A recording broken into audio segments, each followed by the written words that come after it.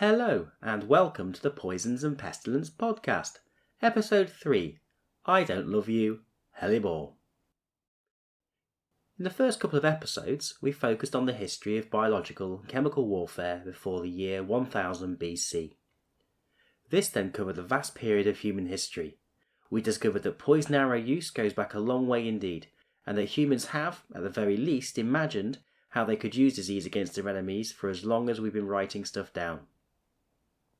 In this episode, we cover a 1,000-year window of human history from approximately 1000 BC to 1 AD, with the aim of understanding what practices there might have been which we would recognise as chemical and biological warfare today.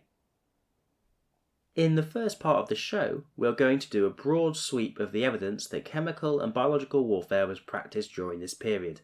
This covers all manner of cultural artefact, from guides on military strategy to mythological stories. After this brief survey, we then dig down into an incident which is commonly referred to as the first recorded case of chemical warfare in the academic literature, and more importantly, on Wikipedia. This incident is the Siege of Carrhae, which is thought to have taken place in ancient Greece, just outside of Delphi at around 590 BC. During this siege, we are told, the military forces of a group of local city-states placed vast amounts of the poisonous plant Hellebore into the besieged city's water supply, ultimately resulting in the destruction of the city. In this episode, we are going to play detective and look at the evidence which underpins this claim. Now, full disclosure, I feel about as comfortable and at home making inferences from ancient texts as I would be corralling scorpions into clay hand grenades, so my discussion here is reliant on a number of different studies in this area. As ever, I encourage you to check out the show notes, if that's your bag. I hope you enjoy the show today. At the point in history in which we cover today, human societies were in a drawn-out period of transition, with ever larger systems of social order emerging. This is the period in which city-states proliferated, something which was associated with profound shifts in agriculture, trade, and warfare. This included, generally speaking, the emergence of specialised military units, including, for example, the hoplite soldier of ancient Greece, with their round shields, distinctive helmets, formation tactics, and love of watery tasting beer. Hoplite? Forget it, you're just bitter. It was also a period in which economic transformations came alongside the emergence of ever larger standing armies, as well as mercenaries, with distinctive military strategies and ethos. Other innovations included the adoption of more intricate melee weapons and armour. Innovations in horseback riding and chariots also led to the emergence of the original shock troops. Now, there are a few things of which we can be sure in this era that are of relevance to sketching out the possibility and character of poison and pathogen warfare. The first thing to note is that there appears to be little evidence of the use of infectious pathogenic organisms. It might be there, it might have happened within the societies, but there is not a real case made for it at the moment, beyond the type of circumstantial evidence of cultural appreciation of the potential of disease as a weapon of warfare discussed in the last episode. However, this claim does come with two massive caveats.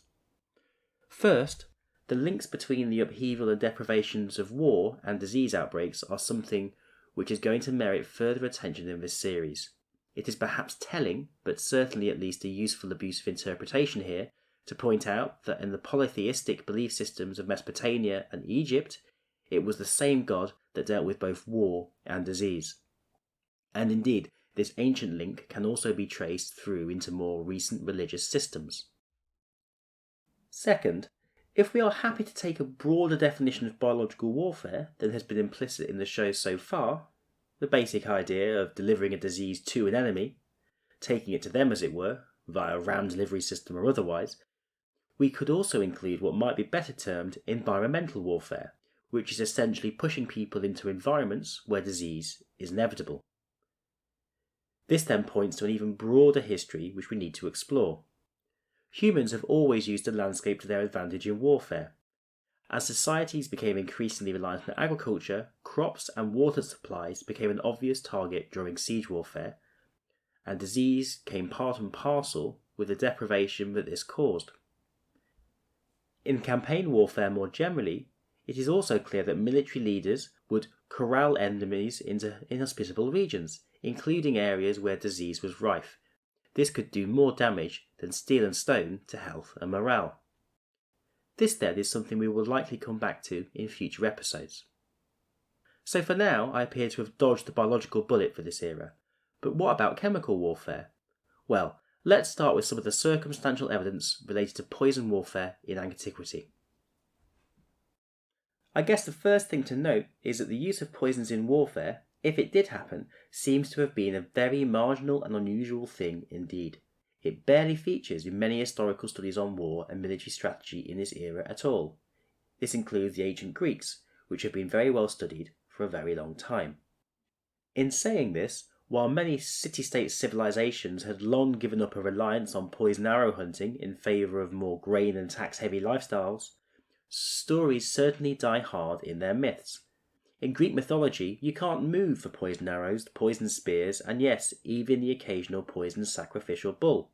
In the latter case, there is a myth set at the beginning of this time period in which a priestess duped the Ionians into eating a poisoned bull before a battle. It also seems that stories from frontiers filtered back to the metropolis, with several peoples apparently continuing to employ such weapons in warfare. Much, it seems, to the chagrin of chroniclers and theologians in this period. It has been suggested, for example, that the Scythians, who were a nomadic steppe people living in what is today Kazakhstan, as well as the Gauls of northern Europe, both used such weapons according to ancient Greece and Roman sources. But I can't find a substantive review of the archaeological record. In India too, poison arrows are referred to in at least one contemporaneous military strategy document, and are also given a bad rap in the ancient Hindu laws of Manu, which is a sacred text which comes from this period. Indeed, this is commonly cited as the earliest written prohibition of poisoned projectiles. Ancient societies were of course also no strangers to more discreet forms of poisoning. Such knowledge was intricately linked with the use of medicinal plants and the treatment of venomous insect and animal stings and bites. Poisoning is prevalent in the mythologies of this era across time and place. This period even gave rise to the so-called Poison King, Mithridates. Mithridates was born in the 2nd century BC in northeastern Turkey. He ruled a small empire and spent most of his life fighting the Romans. He had many enemies, and was particularly worried about the prospect of being poisoned, something which is unsurprising considering his family history. This was a fear which drove him to investigate poisons and antidotes to the extent that he is referred to by some as the first toxicologist in history. The knowledge we have about the Poison King is thanks in no small part to the fact that his archives were taken to Rome and translated into Latin after his death. I am yet to read upon this guy properly, who is covered in another book, by the way, by Adrian Mayer, but it is fair to say, at the very least, that he had some rather odd interests. But alas, for now, we have to leave him to his tinkering with universal antidotes, metallic poison testing cups, and his preoccupations with hemlock-munching ducks and mad honey, as we turn to a key landmark in the history of chemical warfare, the fall of the ancient Greek city of Caria, which is commonly referred to as the first incident of chemical warfare in recorded history. In the rest of the show, we are going to try and find out how sure we can be if it actually happened. Spoiler alert, it's complicated, and having spent a few too many evenings looking at this, I am certainly interested to hear what your views on this story are. So, this story centres on a place called Delphi in ancient Greece, whose ruins you can still visit today. A curiosity of the ancient Greek city-state system was a number of sanctuary cities, which acted as religious, cultural and business centres. These places had wealthy benefactors, and their broader cultural and political significance helped ensure that they were protected from the infighting between city-states as well as foreign incursion. Now, ancient Delphi lies about 8 miles or 13 kilometres inland, and back in the day many people would arrive by boat at the nearest port and walk an ancient pilgrimage route to the city. Now, as it happened, the nearest port was a very old city called Caria, which appears to have benefited significantly from the footfall. Indeed, the good citizens of Caria may have been a little too eager to benefit from the pilgrims and the Delphi sanctuary, which is where the trouble starts. At some point around 590 BC, relations between the city of Delphi, or at least its backers, and Caria turned sour, and what starts as a bit of a border dispute turns into a war, which, depending on who you read, lasted between 1 and 10 years. It is also allegedly something which resulted in the destruction of the city, which was then rebuilt, either pretty much straight afterwards or centuries later, again depending on who you read. Now, I've actually not found any reference to archaeological evidence for the destruction of the city. That doesn't mean it's not out there, of course, but it does raise a question. Instead, the main evidence provided in the literature comes from the rather more flimsy claim that we know the destruction happened because it was the sacking of this city which paid for Delphi to establish the Pythic Games. There may be better evidence out there, but I have struggled to find it. Now, this provincial conflict of questionable veracity, which occurred well over 2 millennia ago, would likely have been but a footnote to a footnote in the history of warfare. But thanks to the allegation of chemical warfare in this siege, this ancient siege has maintained its much coveted position on page 1 of most potted reviews of the history of chemical warfare. There are several variants of the story, each essentially focus on the use of a poisonous plant, usually identified as Hellebore, to poison the water supply of a city. It is not surprising that Hellebore features in this story. It was well known throughout this part of the world for its medical use as a purgative, as well as its lethal effects at higher doses. This we know today is due to the presence of highly toxic alkaloids in the plant. The tale is not a happy one, no matter how it is told. In each case, the city is sacked and the majority of inhabitants are killed, shipped off into slavery, and a few souls survive and escape into the surrounding mountains before being mopped up later. Niche as this subject is, there have only been a handful of studies that have looked at the broader conflict that this incident is allegedly part of, and indeed, among these scholars, there is disagreement if the conflict, commonly referred to as the First Sacred War, ever even happened. While the most recent analysis by a respected historian suggests the First Sacred War is not entirely made up, it is clear that we are dealing in accounts which are produced centuries after the fact. One version of the story is written around 600 years after the event, in the 1st century AD. In this case, the poisoning was attributed to Cleisthenes of Sion, the commander of the siege, who allegedly cut the water pipes leading to the town, and then turned them on again a few days later after adding Hellebore to the pipes. In another source, which comes from 100 years later or so after this, in the 2nd century AD, a different general advises the allies to gather a great quantity of Hellebore from a nearby city and mix it with water, something which it is claimed helped the attackers overcome the city. This is accompanied by a further source from the same century, around 150 AD, which suggests the water course to Kira was diverted, and the Kira population was forced to rely on rainwater and wells. The river was then poisoned with Hellebore and redirected back to the city, with foreseeable consequences.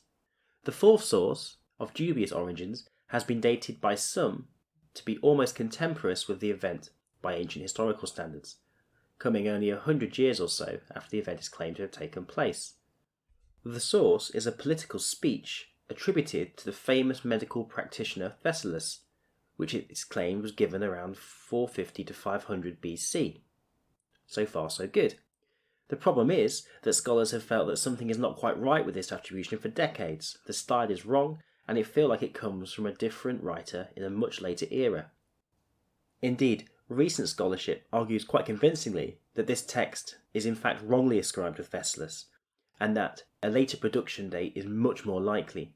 As a consequence, this story is no more reliable than the others discussed so far. However, this version of the story still dies hard, thanks in no small part to the fact that the story in this version implicates the Hippocratic family. Hippocrates, of course, is famous today as being the first person to codify the first do no harm principle in medical ethics, and in this variant of the story, it is one of his ancestors, Nebros, who is charged with committing the crime, and one of his sons, Thessalus, who is retelling the story. It is no surprise then that for a while at least, this appeared to be a compelling piece of evidence that the incident in Kira happened. However, as fresh light has been thrown on the character of this evidence, we perhaps can be justified in being more sceptical. I think this throws cold water on the whole story, but while we're here, let's also consider if it was even practically feasible. Well, the first point to note is that the technique described sounds unlikely to have been especially effective. I have had a scan of the toxicological literature, thanks Google, and have not found an example of Hellebore ever causing death to humans or livestock through contamination of still or moving water. It is also clear that the required volumes of the plant in its natural form are not insignificant, and appear more likely to block and back up a water supply rather than poison it. Such a secondary effect, of course, would have been helpful to the attackers, but obviously this could have been achieved without sending dozens of soldiers out flower collecting. So, if we are to believe that Hellebore was used, it is only really feasible some form of prepared extract was involved. Now, at this point, we can all agree that things are getting a little bit silly. I mean, this appears to be a bonkers way of achieving an effect which could have been much more easily achieved by cutting off the water supply. However, in the spirit of giving this tale a fair outing, I thought I would entertain the idea for a little longer. We know that Hellebore did grow in nearby areas that Greek armies would have had access to. They could have found a glut of the stuff and picked it, but this does seem a lot of work. I just don't buy it. However, one other last hope for this scenario can perhaps be found in the medicinal use and trade in Hellebore. In the sources on this tale, a city just along the coast from Carrara is referred to as the source of the Hellebore. This makes little more sense. Could soldiers have bought up local supplies of the plant or liquid extract from traders? Maybe. But at this point, we are deep in conspiratorial territory. So, in summary, dear listener, Kira existed in this period. However, we're not certain it was destroyed around the period of the incident, or indeed, if the conflict in which this incident was part of actually happened. We are short of reliable sources written any sooner than 300 years after the event. No version of the story told from the perspective of the victims appears to have ever existed, and what sources we do have are sketchy. Further to this, the technical feasibility of the use of poison seems questionable, and, even if it was feasible, alternative strategies, such as cutting off the water supply, seem like they would have created the desired effect for the attackers, with much less time spent picking flowers. And so, next time you see this incident referred to, perhaps you can feel a little bit smug, and maybe Hellebore your friends about the first use of chemical weapons that wasn't. And so that's it for this week. I will see you next time in the journey into the antisocial history of biological and chemical warfare.